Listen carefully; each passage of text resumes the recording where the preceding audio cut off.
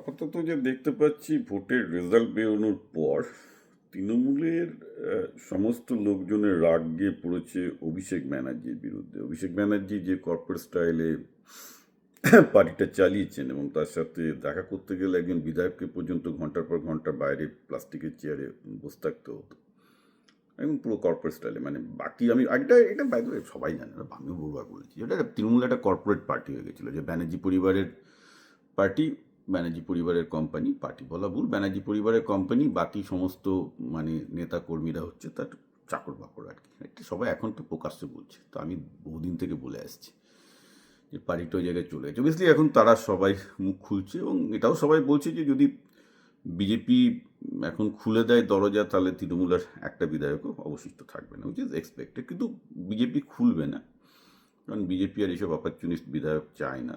খুললে বিজেপির কিছু লাভ হতো ইন দ্য সেন্স যে বিজেপিকে হারাতে পারে একমাত্র এমন একটা পার্টি যাদের সফট হিন্দুত্ব আছে, সেটা না থাকলে বামফ্রন্ট বা এদের পক্ষে যারা পুরোপুরি মানে প্রো মুসলিম পার্টি কংগ্রেস, তাদের পক্ষে বিজেপির এই 80% ভোট হোল্ডার্স কনসলিডেশনের এগেনস্টে বিশেষ কিছু করা সম্ভব হবে না, বিশেষত যেহেতু বিজেপি অন্যান্য রাজ্যে যে পারফরমেন্স, আসামের মতো যে পারফরমেন্স, বিজেপি এখানে প্রচুর ইনভেস্ট করতে চলেছে, রাইট? লোকজন চাকরি পাবে, ব্যবসা বাড়বে, তো দে স্ট্যান্ড নো চান্স। সেই থেকে দেখতে গেলে অল সেড অ্যান্ড ডান তৃণমূলই এখনো পর্যন্ত বিজেপির বিরোধী হওয়ার সবচেয়ে বড় দাবি রাখে। এবং মমতা ব্যানার্জি এই যে ডিফারেন্সটা করলেন, যে সিম্বলিক হলো, আমি আবার বলেছি there is a method in her madness. এটাতে আমরা হয়তো তাকে চিচি করছি, কিন্তু দেখুন মমতা ব্যানার্জিরও যে ডিফারেন্স, যে আমি ইস্তফা দেব না, আমাকে জোর করে হারানো হয়েছে, আমরা সবাই জানি, তো বাঙালিরা সবাই জানি, কিন্তু দেখুন ওই যে তার কয়েকটা সেন্টেন্স তিনি বললেন, তো এটা আজকে কিন্তু আমেরিকাতেও বামেরা পুরো শুধু সেইটা নিয়ে ঘুরে বেড়াচ্ছে, গোটা পৃথিবী জুড়ে এখন সেইটাই দেখাচ্ছে। তো ব্যাপারটা কি হচ্ছে যে মোটামুটি যেটুকু গ্রাউন্ড পালস আমি দেখতে পাচ্ছি, মমতা ব্যানার্জির ওই সেদিনকার ওই ডিফারেন্সের জন্য, যেটা যতই আমরা বলি কুৎসিত, যতই আমরা বলি অসাংবিধানিক, এখনো পর্যন্ত আমি বলবো যে বিজেপির যেটা, আমি আগে বলেছি, বিজেপির যেটা অন্ধ বিরোধী যে ফ্যাকশনটা আছে, সেটা কিন্তু এখনো মমতা ব্যানার্জিকেই নিচ্ছে। কারণ বিশেষত ভেবে দেখুন, বামপন্থীরা তৃণমূলের হারে বেজায় খুশি এবং অনেক জায়গাতেই তারা বিজেপি বিধায়কদেরকে জিতিয়েছেন ভোট কেটে। এই ব্যাপারটা বামপন্থীরা খুশি হতে পারেন, কিন্তু বিজেপির কট্টর বিরোধী মুসলমানরা মোটেও খুশি হননি, এটা আপনি পাতা খুললেই দেখতে পাবেন। সো ব্যাপারটা দাঁড়াচ্ছে যে বাই ডিফল্ট এখনও মমতা ব্যানার্জির ওই অ্যাক্ট অফ ডিফেন্স, আমি বলছি না ভদ্রমহিলার পলিটিক্যাল পাস অত্যন্ত ভালো, এমনিতে আমরা গালাগাল দিচ্ছি, কিন্তু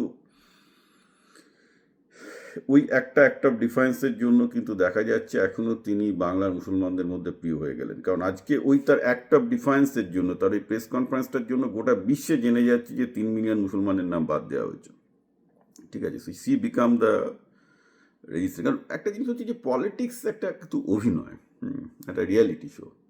তো মমতা ব্যানার্জি দীর্ঘদিন রাজনীতি করার জন্য জানেন কোন রিয়ালিটি শোতে কী হবে। এই যে তিনি ডিফেন্সটা দেখালেন, এই যে তিনি তার সিম্বলিক প্রতিরোধ দেখালেন, আর তার জন্য বিশ্বে জেনে গেল যে মুসলমানদের এত নাম বাদ দেওয়া হয়েছে। So now everybody knows. তো এখনও মমতা ব্যানার্জি কিন্তু সেই হোল্ডটা আছে, কিন্তু অভিষেক ব্যানার্জির আন্ডারে কেউ কাজ করতে চাইছে না। এদিকে মমতা ব্যানার্জি আবার জোর করে বলছেন না, তার ভাইপোকে নিতেই হবে। কারণ একটা জিনিস তো সবাই জানে, আজকে শুভেন্দু মমতা ব্যানার্জি নাম্বার 2 ছিল। আগে যদি শুভেন্দুকে মমতা ব্যানার্জি তার সাকসেসার ঘোষণা করতো, তার ভাইপোকে ঘোষণা না করে, আজকে শুভেন্দু বিজেপিতে আসে না, আর পশ্চিমবাংলায় এই দিনটাও হয়তো আসতো না। কারণ বিজেপির মতো মানে শুভেন্দুর মতো কেপেবল লিডার বিজেপি না পেলে বিজেপি, বাংলা বিজেপির কতটা হয়তো আরও একটা 5 বছর লাগতো। ওকে, তো অলরেডি তো শুভেন্দুকে হারিয়ে কি লস হয়েছে সে তো মমতা ব্যানার্জি নিজেই দেখতে পাচ্ছে, right? Nothing to be told. তো আমি জানি না মমতা ব্যানার্জি এখনও কেন অভিষেক ব্যানার্জিকে জোর করছে। অনেক তথ্য বেরোচ্ছে বাজারে, কিন্তু মমতা ব্যানার্জিকে যদি অভিষেক ব্যানার্জিকে এখনও জোর করতে থাকেন তৃণমূল পার্টিতে, তাহলে পার্টিটা টিকবে না, অনেকেই কংগ্রেসে দখল করবে। মমতা ব্যানার্জি যদি পালস বোঝেন এবং যদি বোঝেন যে না সবাই তার ভাইপোকে নিয়ে অসন্তুষ্ট, আমি একটা বলবো যে গ্রসলি আমি যত রিয়াকশন দেখেছি সব অভিষেক ব্যানার্জির এগেনস্টে যাচ্ছে। মমতা ব্যানার্জির এগেনস্টে কিন্তু অতটা অভিযোগ আমি তৃণমূলের নেতাদের দেখতে পাচ্ছি না। দে স্টিল লাভ দেয়ার দিদি। এবং মুসলমানরা এই ঘটনার পর, আমি আবার বলেছি যে মমতা ব্যানার্জির there is a method in madness. আমরা বলছি পাগলি এইসব কাজ করছে ক্ষমতায়, বাট না, she got her political mileage on that. তো ন্যাচারালি আমার মনে হচ্ছে এখন এই জায়গাটাতে পুরো একটা অমীমাংসিত কেস হচ্ছে যে মমতা ব্যানার্জি অভিষেককে নাম্বার 2 হিসেবে চাইছেন, পার্টির লোকজন বলছেন ও যদি থাকে আর তারা কাজই করবে না, রাইট? সব বসে যাবে, রাজ তো বসে গেল। যেসব নায়ক নায়িকারা পয়সা পয়সা একটু খেত, দেব, রাজ বসে গেছে। দেব তো বলছে যে আমাকে সব জোর করে করানো হতো, মনোজ তিওয়ারি ক্রিয়ার মধ্যে, ভাই আমাকে জোর করে করানো হয়েছিল। আমি মানতে রাজি নই, কারণ সৌরভ গাঙ্গুলিও বলতে পারতো যে আমাকে জোর করে সব করানো হয়েছিল, সেটা নয়, রাইট? তারা ক্ষমতার লোভ খেতে, একটু মিডিয়ার লাইটে থাকতে, সবাই জানে বেসিক্যালি এগুলো করেছিল। এগুলো এখন সব ন্যাকামো হচ্ছে।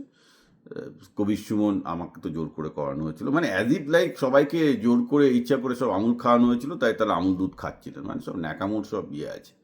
মানে এই দেবী বলুন, মনোজ তিওয়ারি বলুন, রাজই বলুন, কোনো স্পাইন নেই, কোনো মেরুদণ্ড বলতে কিছু নেই। ওকে, তো ঠিক আছে, ঘটনাটা হচ্ছে এই যে এখন এই জায়গাটাতে তৃণমূল পার্টির অবস্থা, যে অভিষেক ব্যানার্জিকে যদি মমতা ব্যানার্জি এখন পুরো সাইডলাইন করে দেন এবং বলেন যে না অভিষেক ব্যানার্জি নয়, সে তিনি ফিরহাদ হাকিম বা শোভনদেব একজন সিনিয়র কাউকে নিয়ে আসলেন যে সেই পার্টি চালাবে। এখন অরূপ বিশ্বাসকে তাড়াতে হবে। অরূপ বিশ্বাসের এগেনস্টও দেখছি প্রচণ্ড রাগ আছে লোকজনের। তো যেসব মানে নেতার প্রতি তৃণমূলের অভ্যন্তরেই প্রচণ্ড রাগ আছে, যেমন অভিষেক ব্যানার্জি, অরূপ বিশ্বাস, এইগুলোকে যদি তিনি তাড়ান, মমতা ব্যানার্জি যদি না তাড়ান, মমতা ব্যানার্জির রাজনৈতিক সন্ন্যাস নেওয়া ছাড়া কোনো উপায় নেই। তো এখন দেখা যাক, মমতা ব্যানার্জি এখনও তার দম্ভে আছেন, কিন্তু তিনি যদি এই অরূপ বিশ্বাস এবং অভিষেক ব্যানার্জি গ্যাংয়ের উপর এখনও বসে থাকেন, তো তার কোনো রাজনৈতিক ভবিষ্যৎ নেই।